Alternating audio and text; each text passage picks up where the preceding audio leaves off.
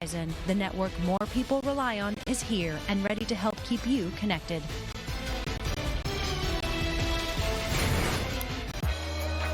So Antoine Winfield's kid got drafted last night. Michael Pittman's kid got drafted last night. And Stefon Diggs' brother got drafted. Trevon Diggs, the corner, who many thought the Cowboys might have taken at 17, but CeeDee Lamb was there. They got him at 51. Trevon Diggs is going to be a Cowboy. Congratulations to the brothers Diggs.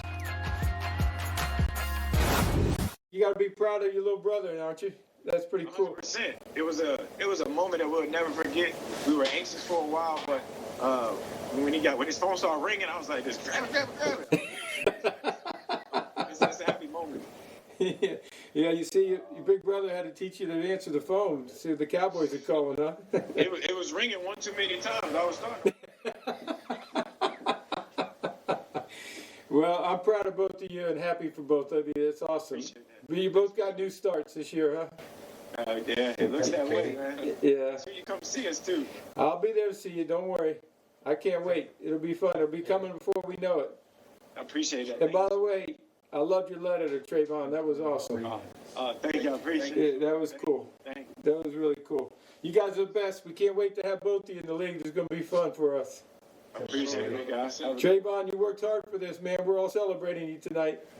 Thank you. I appreciate it. Thank you so much. Okay, we look forward to seeing you. See you guys.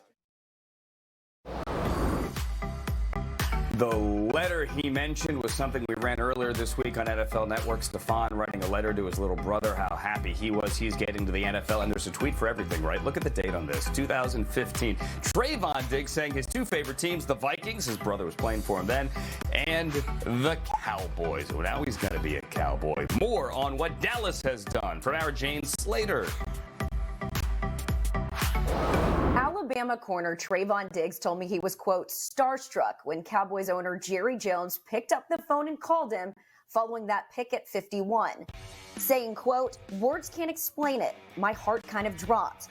The first round didn't go the way Diggs wanted it to, but he says the second still went the way he'd hoped. A huge Cowboys fan by virtue of his father, who passed away when he was just 10 years old, the moment meant a lot to him. I talked to his skills coach, Clay Mack, after the pick, and he told me Diggs is an anomaly who has length but is twitchy. And he's also a grinder, telling me he's already planning on getting back to work later today. The Chicago Bears had only 2 picks on day 2 of the draft, but they sure do feel like they landed 2 good ones. Starting at 43 overall, tight end Cole Kmet out of Notre Dame, and then at 50 overall, cornerback Jalen Johnson out of Utah. Kmet, interestingly, grew up just about an hour outside of Chicago in Lake Barrington, Illinois. Yes, he was a huge Bears fan growing up. This is a dream come true for him, he said. He also noted he's always tried to model his game after Rob Gronkowski because of the aggressive nature with which Gronk plays. As for Johnson, he admitted he actually expected to be drafted a little bit higher than 50, somewhere perhaps closer to the first round.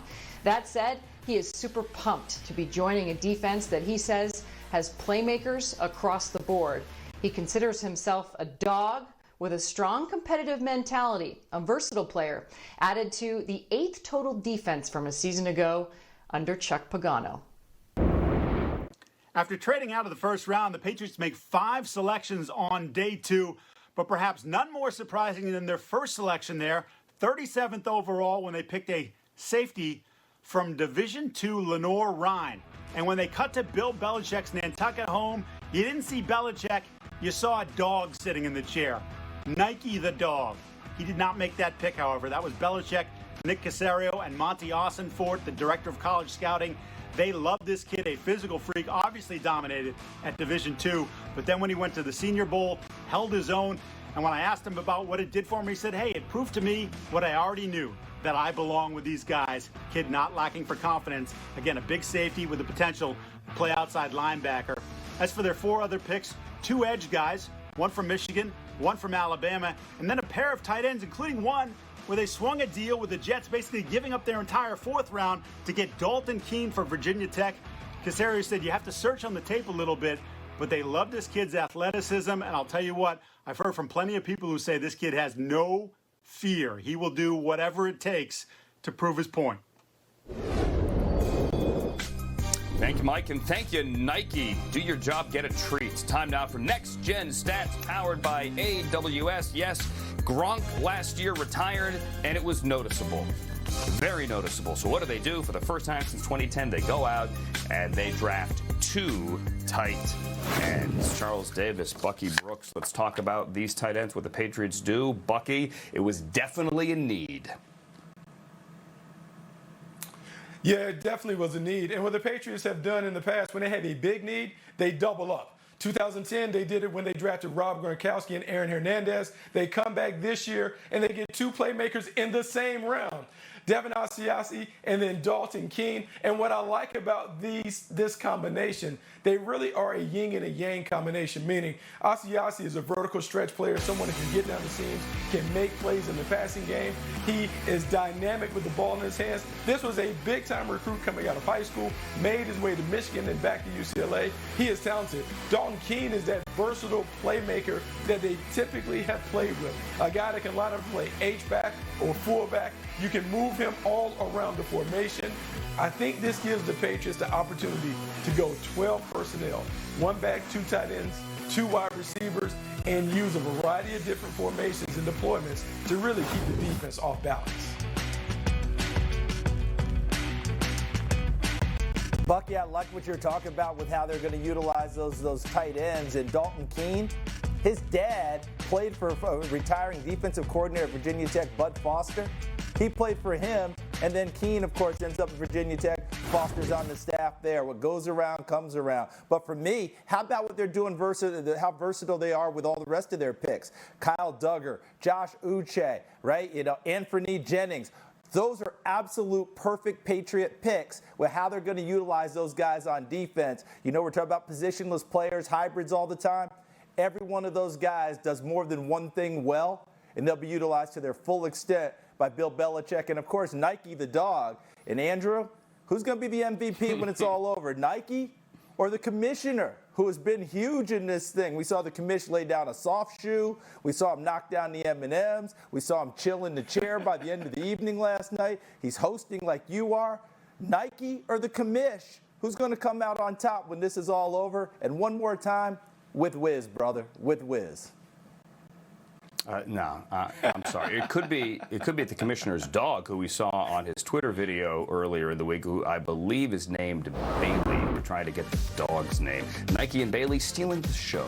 Thank you, Charles and Bucky. What if I told you? The Dolphins still have 9 picks? 9!